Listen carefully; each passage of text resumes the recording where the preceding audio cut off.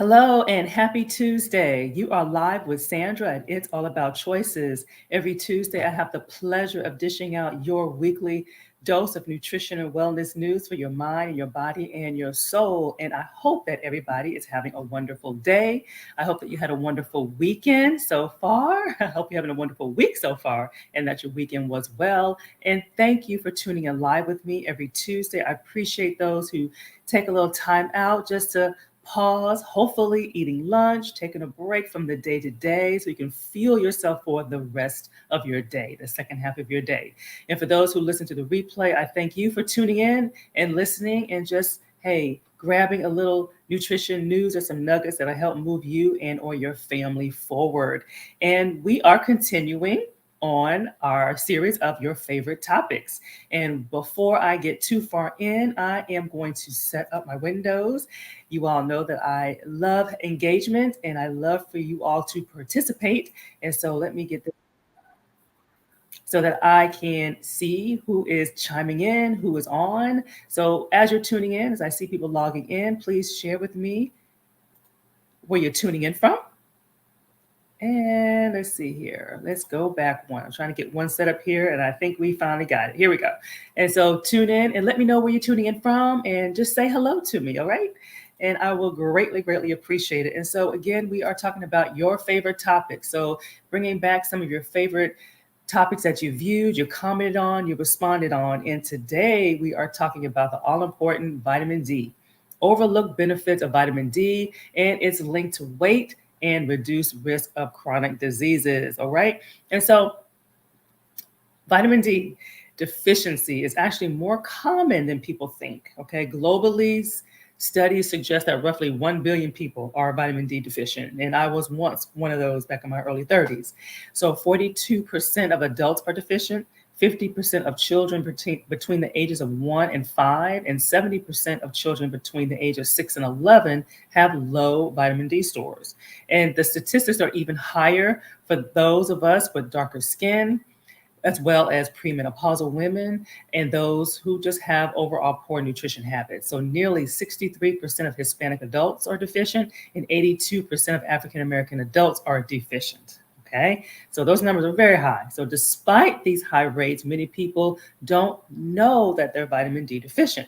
So today I'm going to give 3 insightful tips on how to raise your vitamin D I.Q, build healthier eating habits, and to reduce your risk of chronic disease and to lose weight. Vitamin D is linked to so many things in our bodies, as well as to keep our bodies performing optimal, and that we don't even realize. Okay. And so for those who do not know me, I am Sandra Goltry. I am a registered dietitian, licensed nutritionist. I'm also a certified personal trainer.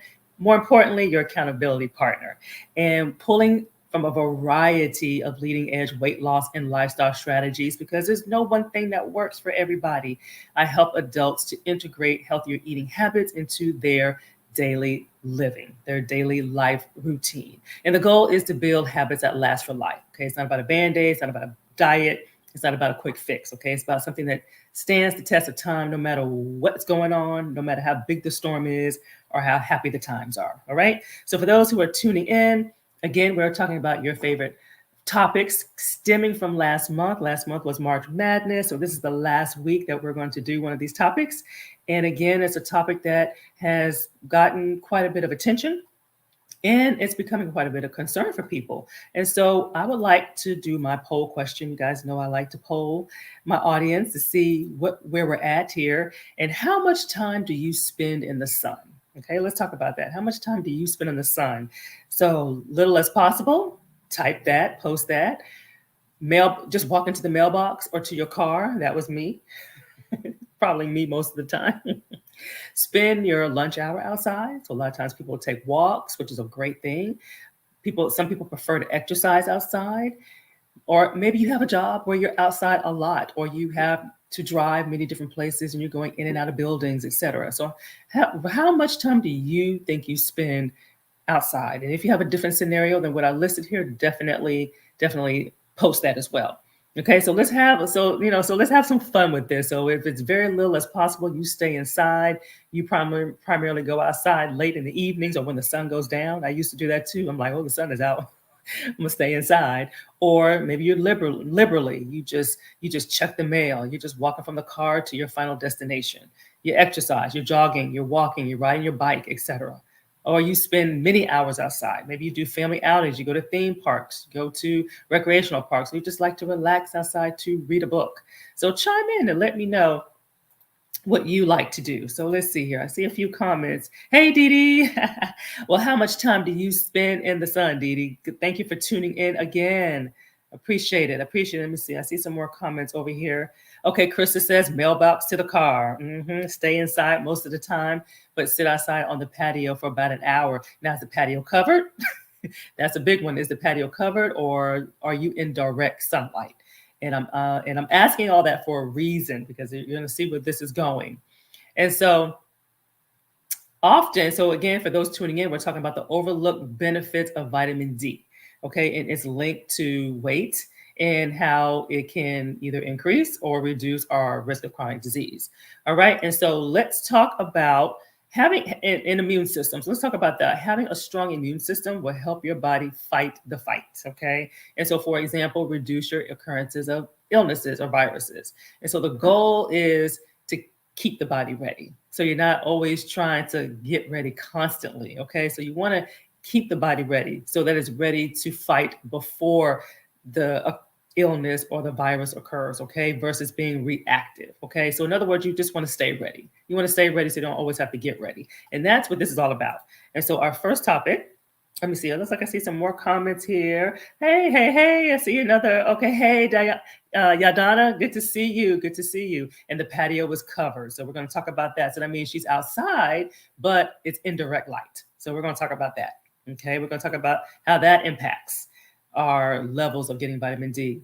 And so what is vitamin D and why do we need it? So vitamin D is a fat-soluble vitamin. So we have fat-soluble vitamins and we have water-soluble vitamins, meaning that it's absorbed along with the fats that we have in our eating pattern. So reason why we need heart-healthy fats. And it's stored in the body's fat tissues. And so it is an essential vitamin for a wide range of our body functions. And so essential meaning it is necessary, okay? It's necessary. So essential in this case means that we must obtain it from food because our body is not able to produce it on its own, okay? So there are some vitamins and minerals where we must get from food. And so this is important, another important reason why to eat around the plate, okay? Because you don't always know all those vitamins and minerals that you have to get from food. And so the primary source of vitamin D is the sun, okay? The sun's invisible UVB rays, okay? So vitamin D is an important vitamin because it promotes calcium absorption in the gut and it maintains adequate blood levels of calcium and phosphate. And so this enables normal mineralization of the bone, and it prevents symptoms such as spasms in our feet and our hands and cramps and things like that. So we always think about potassium in that regard, but we don't always think about vitamin D. And so vitamin D is also needed for the phenomenal process of bone remodeling, and that's bone growth, where we're building up, and as well as bone remodeling, where we also have to break it down. So basically that process of what our bone health goes through. So it's really important for bone health. And so without vitamin D, bones can become very thin, become brittle, misshapen, and things like that. And so together with calcium, vitamin D also acts to protect older adults from osteoporosis, okay? And that is something that kind of really depends on what we're doing in our younger years. So it's really important, the things that we're doing when we're younger, so that when we age, we want to age gracefully, as independent as possible. And so to break osteoporosis down, osteo means bone, porosis means soft, okay? And so this is seen in older adults, and it's a disease of the bones in which they become soft and they become fragile. And this is also called bone loss, okay? And so very preventable. This is very, very preventable. And one reason why the dairy food group is important, the one that seems to get shunned the quickest, and that is not almond milk. Almond milk is made from almonds, so that's not a dairy, or other plant-based milks with the exception of soy. Okay, soy does fall into the dairy category because it has the properties. And so very vital for overall health and for our bodies. So vitamin D has other functions in our body as well. So it for muscles, we need it for our muscles to move properly. Nerves, so it's needed to carry messages between the brain and other parts of our bodies. And last but not least, our immune system needs vitamin D to help, again, fight the fight from bacteria and viruses. So vitamin D has a lot going on. We always link it to just bones, but it's linked to a whole lot more. And see here, I see a few comments here. Very deficient. I remember us talking about this last week, Dee Dee. Yes, very deficient, and she is on 5,000 IUs once a week. And so this is something very common when we are deficient, and very, very, if it's severe enough, the doctor will put us on high doses of vitamin D for sometimes 3 months, and you're under supervision. So you don't just go and try to do this on your own. You're under supervision. And then once those levels get normal and once they get in check, then you will typically, they'll recommend, hey, do something over the counter or something that's part of a multivitamin mineral, which has like 1,000 to 2,000 IUs. And that's what I do. So mine were low back in my early 30s. They weren't low enough to warrant the prescription that you received, but I did have to take a vitamin supplement over the counter. And I think she gave, to see how my body would respond, I would just take the 2,000 IUs and then got them checked, and they were rising. So it was a slow rise, but it did get into normal levels. So thank you for sharing that, Dee Dee. And so my question to you is, have you had your vitamin levels checked? Okay. Have you had them checked? Yes or no? If you have not had them checked, I highly recommend you getting them checked, okay? You must request a vitamin D levels, though. It's not part of normal workup. So it's not part of when you go to get an annual visit. It's not part of that CMP, Comprehensive Metabolic Panel. It's definitely not part of a BMP, which is a basic metabolic panel. So it's not a part of your typical blood work unless there's a history, unless the doctor has a reason to do it. So ask for it if you've never had it done, because until problems start to happen, you won't know. So that you won't really know that you're deficient until, like I said, you've been deficient for quite some time. It is an expensive lab. So ensure that your insurance covers it, okay? Because you don't want to get stuck with a bill either, but it is good to know. So make sure that it is covered. And being vitamin D deficient is very common in non-Caucasians, and that's due to the melanin in our skin, which blocks the sun absorption. So you couple that with many of us are not in the sun a lot as it is. And then when we are in the sun, we're wearing a hat or we're wearing makeup, and then our natural melanin will block the sun. So we don't get as much sun as we could get. So therefore, in many cases, many of us are vitamin D deficient and we don't realize it. So definitely take that into consideration. All right, let's see here. Yes, so Dee Dee says she is under medical supervision and she's doing lab work to see the doctor next week. Good. Yes. So you're on the right track. So you follow the doctor's orders, and you will get off of that stuff really soon. And you'll just take a normal, like I said, a normal. I recommend. I have a multivitamin mineral that has vitamin D included, so you don't have to take 2 different pills. So I have a good recommendation for that if you would like that. All right, so let's talk about signs. What are some signs of being deficient? Okay, so again, the only way to truly know if you're deficient is to have blood work done, okay, with your doctor. And so your doctor will likely check for other deficiencies as well, because usually vitamin D is deficient. There's some other stuff going on as well. And this will give you a greater understanding of your overall health. And so some common signs that may mimic other illnesses and deficiencies: you may feel tired. You may have muscle weakness, aches, cramps. You may have mood changes. You may have joint pain, particularly in your back, and bone loss. Okay, so those are some signs that you will see, but in many cases, the signs are masked. So it's always good to, one, go to the doctor every year to have that annual, and then again, if you're non-Caucasian, get vitamin D added to your list. And then low levels of vitamin D are associated with increased risk of respiratory diseases, including tuberculosis, asthma, COPD, which is chronic obstructive pulmonary disease, as well as some other viral and bacterial infections. So a lot going on there, right? So vitamin D is necessary for proper functioning of your immune system, okay? And again, you don't want to, a lot of times people will pump up on vitamin C and pump up on zinc and all this other kind of stuff after the fact. You want to do this before. Okay, so you want to keep your body strong before, one, to prevent many illnesses and viruses and bacterial and things like that. But when it does happen, then it's not as severe and your body is more equipped to fight it. Okay, it doesn't just take you down. Okay, and so in a deficiency also in this nutrient may compromise your immune system response and increase your risk for infections. Okay, so definitely stay on top of that. Okay, nothing to play with, nothing to play with. Let's see here. Okay, definitely. I will post that after the live to give you a link where you can get the recommendation for multivitamin. I use the same as well. I use called pure encapsulation, so I can give you that information. Most definitely. Alrighty, let's go back to. So, are you surprised? So, are you surprised that vitamin D plays a vital role in a healthy immune system? Okay, vitamin D came up a little bit when COVID was on the scene, especially when it first broke out.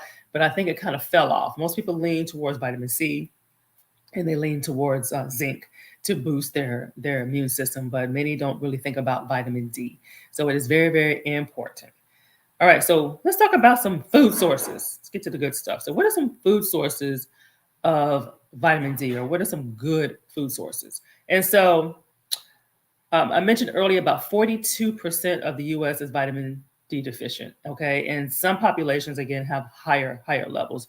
But knowing how to get more vitamin D from food sources is really essential, okay? This is where having that food savvy is good. And so very few foods, though, contain vitamin D naturally, okay? So this is where fortification comes into play. So foods are fortified with certain vitamins and minerals, okay? So a lot of times people will say, oh, that's not natural or this, but there's a good reason for fortification in this case. So it's adding vitamin D to a food that naturally wouldn't have it. So the few natural sources are salmon, sardines, and the yolk of the egg, okay, and shrimp. But shrimp you want to eat in moderation. Shrimp is high in cholesterol. So you can have it, but again, moderation. And so some fortified sources of vitamin D is milk. There's lots of cereal. So cereals, yogurts, and orange juice. So orange juice comes in two forms. So you have to read it to see if it's fortified with calcium and vitamin D or not. And so those are some great ways to get it in, and you want to do that on a regular basis. So that's where that personalized plan comes in to make sure that you are getting the nutrients that your body needs specifically for you and your body type, because there's a certain amount of all the food groups that we should get in a day to maximize the amount of nutrients that we can get in a day from food. And then you have the supplement, a basic supplement, multivitamin mineral supplement to supplement just that, accompany, help with where food leaves off, okay? Or where food may not absorb as well or enough, depending on your calorie needs. You may not even eat enough calories or need enough calories to where you must have a multivitamin mineral and supplement in order to meet your needs, okay? So that is, let's do a little poll here. And which foods do you eat regularly already? Okay, what foods from this list do you currently eat already? So is it salmon, sardines, eggs, the whole egg, shrimp, milk? And when we say milk, the preferred type is 1% or fat-free, so 2% in whole milk. You don't need that after 2 years old. So that's that. You want the nutrients, not the saturated fats.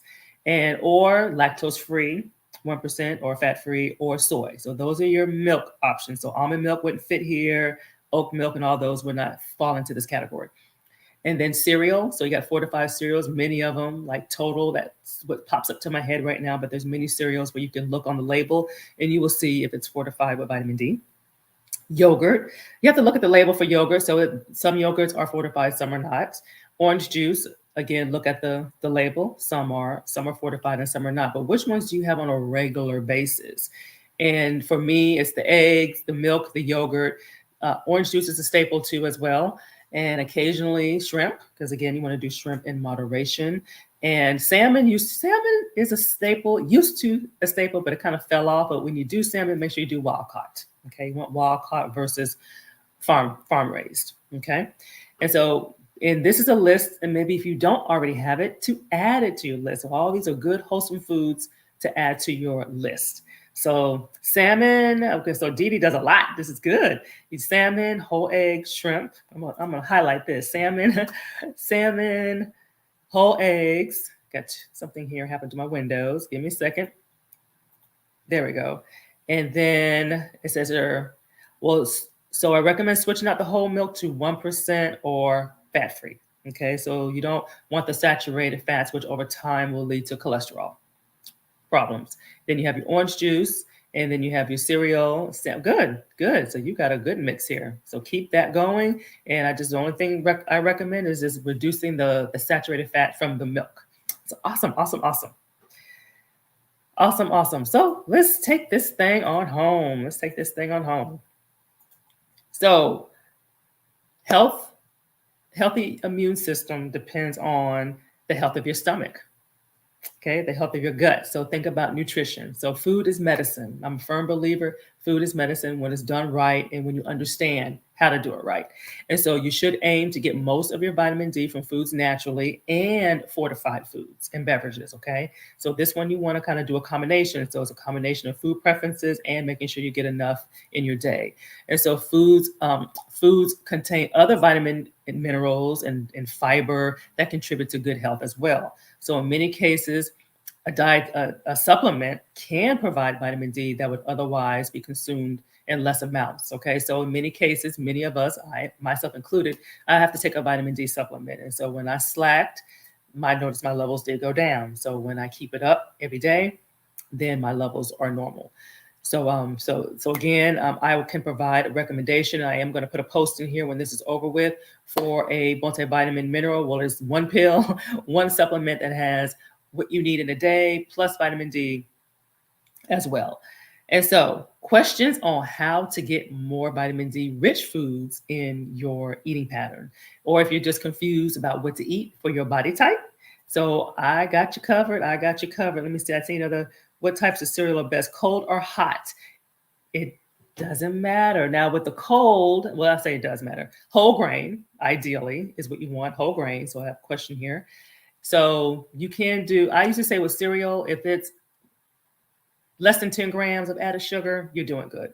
So I like to recommend the honey clusters, fiber one honey clusters. So that gives you half your fiber intake if you do a cup of it, and it is lightly sweetened. And so usually I'll just add some sliced almonds on it. I don't really need to add fruit or anything, maybe some berries because they're not as sweet naturally, but you really don't need to because it has a light sweet taste. And so it's the honey cluster. So it's like the flakes. So that's a good one. I mean, you always have your total, you have cereals like that. But again, a lot of times people will look at the sugar. That's usually what people kind of focus on. So if it's single digits is what I say, and you like the cereal, then that's a good one. But if there's some that you wonder about, then feel free to post and I can make a comment on it specifically. And then hot cereal, again, whole grain will be your preference. So oatmeal is always a staple. And with oatmeal, it doesn't matter. A lot of times people think steel cut oats are more healthy than the regular cut oats, but it's just a cut preference. And steel cut is denser. But as far as nutritionally, it is the same. Okay, so it's just a different preparation and just a different cut and a different texture. So oatmeal would be a good one. Oatmeal is not vitamin D rich, but when you cook it with milk, 1% milk, then you will get your vitamin D there. So if there's some other hot cereals that you like, let me know and I can talk about it. I mean, of course, you have grits, you have polenta, you have all kinds of stuff. So just let me know what you want to know specifically about, and then we can talk about it. But usually, I usually don't say something that's not good. It has to be real extreme, like ramen noodles or something like that, for me to say no, don't eat it. Usually, there's a way to make it work. There's a way to make it work. And so I definitely want to steer you on some recipes that you can try and to see how you like it. I know Dee Dee has downloaded my 5-day guide here with different recipes, but for those who have not, this is another way to kind of get some vitamin D rich foods into your plan, and just to trial it out is 5 days of meals and snacks, and you can do them individually, like pick and choose different recipes, or you can follow the 5-day meal plan in its entirety. And just for those who don't know, I do believe in a total body approach rather than a quick fix for sustainable weight loss and overall health, because it's about being healthy as well. And so I have a 5-step approach to help you to gain that healthier lifestyle that'll help you to learn how to eat healthier. And while losing weight and making those choices, you will receive a personalized nutrition plan. So that will eliminate confusion on around what to eat for your body type, designed to help you to gain control over sugar cravings. That is a big one. Sugar cravings or any kind of food craving.